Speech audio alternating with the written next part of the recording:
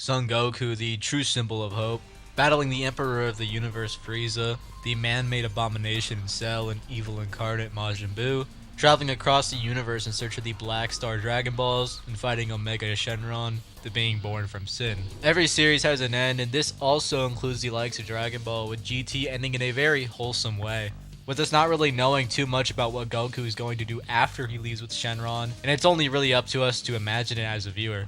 The only real answer we get is within Dragon Ball Heroes, with this Goku seeming to have experienced every Dragon Ball series. This pseudo-composite Goku, although very strong and obviously a lot stronger than the mainline canon Goku from Dragon Ball Super, begs many questions when it comes to the other characters he could potentially beat.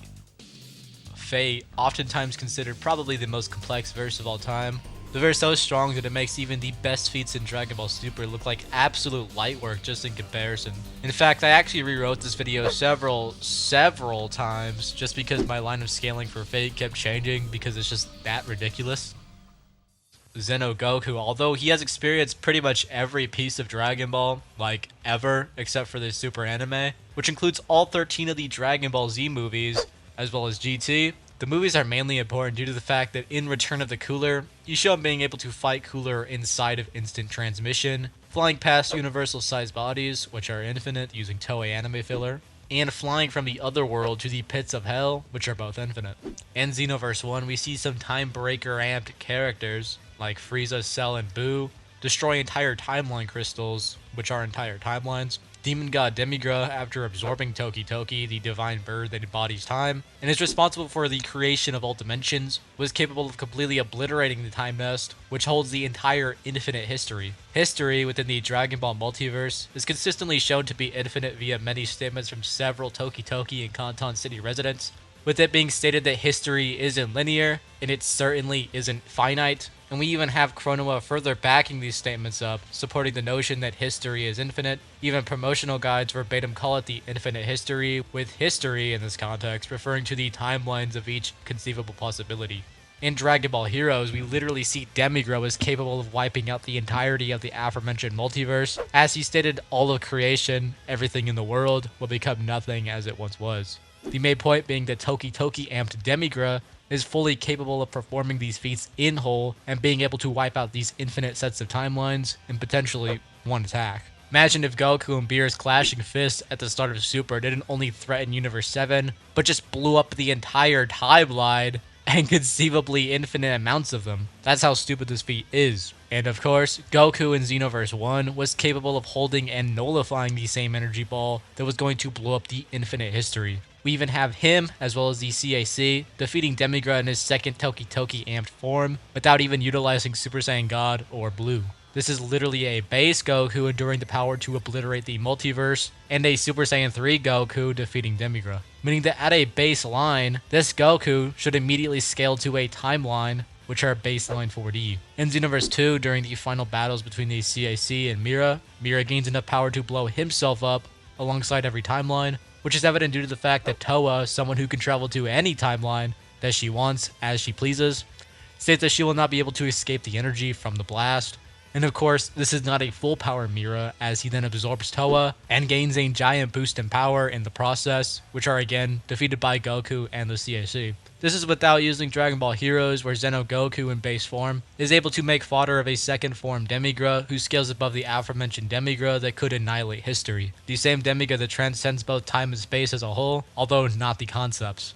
Meaning that Demigra pretty blatantly is 5th to 6th dimensional via the scaling, or low complex multiversal, which is already beyond our canon Goku from Super. Feats World, the realm that views the entirety of Dragon Ball Heroes as fiction, with Demigra transcending dimensions to even affect Feats World, meaning that Demigra should at the very least be 7th to 9th dimensional, or complex multiversal. Full power Mechikaburo is also stated to be able to obliterate Feats World in its entirety, emphasizing everything in reference to what would be destroyed in the blast. This is also heavily in line with the fact that even fodder characters like Chronoa, the Supreme Guy of Time, literally holds the entire multiverse together, including the real world, and is someone that gets far outscaled by the likes of Xeno Goku. So using the scaling via Beats World, he should at a baseline be 9th dimensional. I know a lot of people are going to try to hop on and say base Super Goku is like outer, but the arguments for getting Canon Goku to those levels of power are kind of ridiculous, and it could genuinely be a debunked video of its own. The only real way I could see Xeno Goku getting to Outerversal would be via the Toki Toki scan,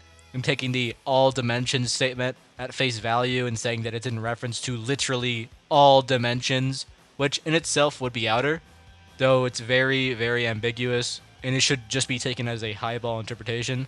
The second scan I want to cover very briefly is the Universal Tree scan, and this is actually a scan that I fell victim to in my earlier videos, which are pretty ass, I can't lie. Maybe I'll remake those videos at some point, but the main thing the scan had to offer was that it was an infinite dimensional tree, or consisting of infinite dimensional space, and transcends the concept of space itself.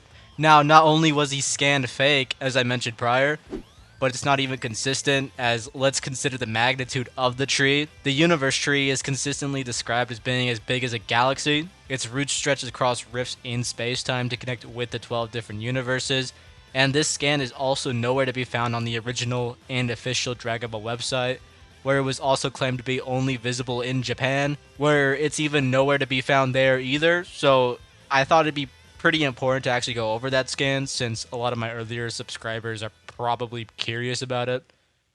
Fate scaling is typically associated with the introduction of a character named BB. BB is an AI backed by Sakura, possessing extraordinary power that enables it to hack into and manipulate reality itself. This ability is achieved by infiltrating and assimilating a structure known as the Moon Cell. The Moon Cell is a highly advanced supercomputer. The primary function of what it actually does, essentially, is catalog anything and everything that has ever occurred or will occur. It has the capability to summon deceased beings and even extract entire parallel universes from the vast multiverse. BB acquires these abilities by breaching the ultimate barrier of the Moon Cell, which happens to reside in the 8th dimension. Just as a reference, higher dimensional powers are often considered pretty ridiculous, and this would also apply to Xeno Goku, since he would scale to this level of power, as we went over previously. To understand how higher dimensional objects are infinitely greater, let's consider the analogy of a 2-dimensional square and a 3-dimensional box. In 2-dimensional space, a square is defined by its length and width.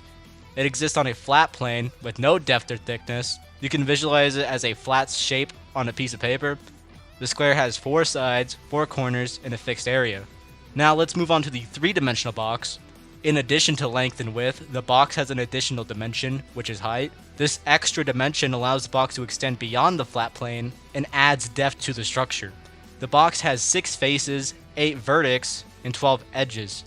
It has volume, which means it occupies space in 3 dimensions. The difference between the two lies in the number of dimensions they possess. While the square is confined to a 2-dimensional space, the box would actually extend into the 3rd dimension, making it more complex and versatile. The additional dimension provides the box with more possibilities for shape, size, and orientation. Now let's imagine a 4th dimensional object. Just as the box extends beyond the square, a 4th dimensional object would extend beyond the box into a 4th spatial dimension that is difficult for us to visualize directly. This higher dimensional object would possess even more complexity, additional properties, and potential variations that are beyond our 3-dimensional perception. The concept of higher dimensional objects being infinitely greater arises from the idea that additional dimensions add new degrees of freedom and possibilities. It expands the potential configurations, interactions, and properties of the object, making it more intricate and diverse. However, comprehending these higher dimensions is challenging because our human experience is limited to perceiving and understanding the 3 dimensions of space. Our 3 to 4th dimensional universe being perceived by any higher dimensional beings would simply just view us as nothing more than a mere drawing on paper, or just actual fiction. Later on, BB is ultimately defeated by servants in Fate, including the likes of Saber and Gilgamesh. It's worth noting that Nero, in her red form, known as Saber Nero, isn't exactly as strong as Atoria, but Atoria is summoned to intervene in the conflict between Red Saber and Tamamo from the Moon Cell. And although Atoria isn't exactly stronger than the servants, she at least shows some sort of relativity, meaning that yes, she would scale to at least 8th dimensional, which would also apply to Saber as well as Gilgamesh, because both characters scale to each other, with Gilgamesh being the superior one in most continuities. The Moon Cell has the capabilities of completely slicing through the 8th dimensions, with it wielding an 8th dimensional barrier, and its core being stated to be an even higher dimension than this, meaning that we can immediately assume 9th dimensional for the Moon Cell core. Gilgamesh is also shown casually slapping around Altera in Fate Extella, who is stated to have the power to destroy the entire Moon Cell without the use of regalia. The Moon Cell, as we went over, can cut through 8 dimensions and has an 8th dimensional shield with a higher dimensional core, or 9D, since it's stated to be higher than 8.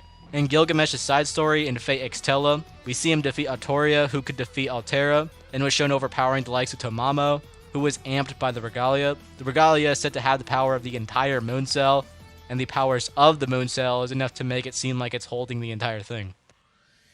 Shiki's scaling mainly revolves around her being the root, and the root being Shiki. And you might be wondering why this carries significance. The root represents a metaphysical power that goes beyond any ideas or tangible forms of being. It acts as the beginning and end of everything. It serves as a dwelling for the Akashic records, referred to as the swirl of the root, or the vortex of radix in English. This location acts as the ultimate origin of every occurrence and phenomenon in the cosmos. It exists beyond the confines of time and acts as a repository for information on all potentialities and occurrences, spanning the past, present, and future of the world. It serves as the birthplace and final destination for all souls, including those of the heroic spirits recorded on the thrones of heroes. It would also surpass the duality of yin and yang and extends beyond any form of binary existence, as it would go beyond the notion of being positioned between a binary system or having any value within that system, completely transcending the constraints of binary existence as a whole. It surpasses the fundamental idea of Taiji, which encapsulates both transduality and non-duality. The true nature of the root cannot be adequately expressed in words, and any effort to describe it would only diminish its inherent power. This aligns with the philosophical principle known as apophatic theology. This concept elucidates the constraints of conventional infinity. It views actual infinity as a comprehensive collection, and this notion is further examined through the analogy of non-Euclidean space, which is infinite but possesses limitations. In each dimension, the boundary emerges from the subsequent dimension, which represents a higher level of infinity. For instance, in 2 dimensions, the boundary of infinity is infinity raised to the power of infinity. In hyperbolic geometry, this principle applies to all dimensions up to 1a. This principle applies to all dimensions up to 1a+. The mathematical operations applicable to such infinities cannot be extended to the root, which fundamentally surpasses them in magnitude.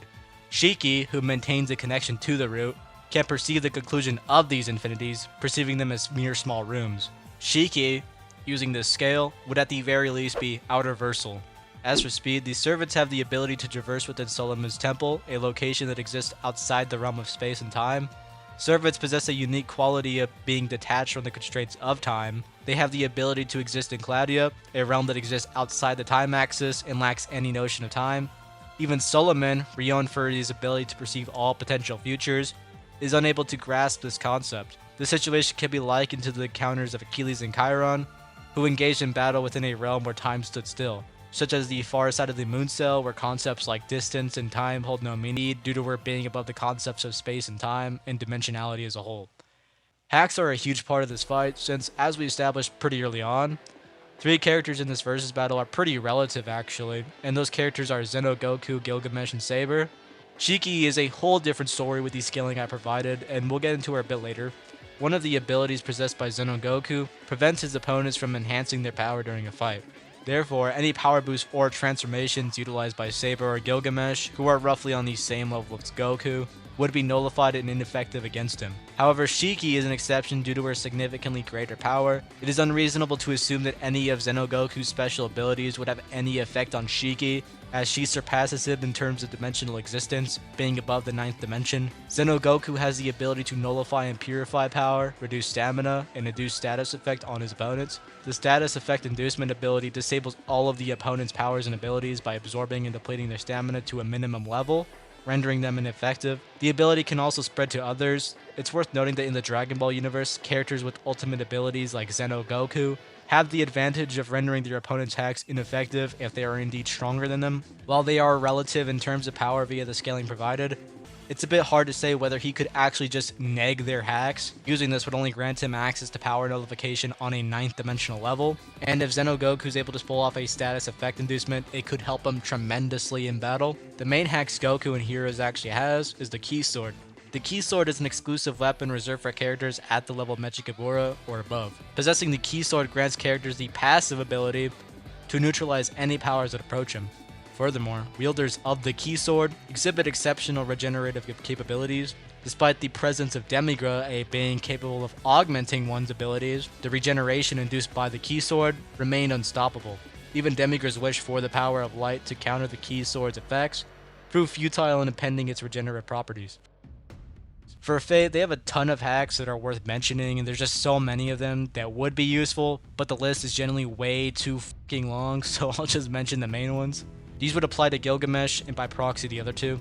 They possess Conceptual Manipulation, Type 2, Sherlock Holmes, who was stated to be the embodiment of truth seekers and the very concept of a detective, and manifested conceptual heroic spirits. Servants can moreover devour souls as well as interact with Kama, who lacks a physical form and conceptual existence, being a mere void. Fate Manipulation.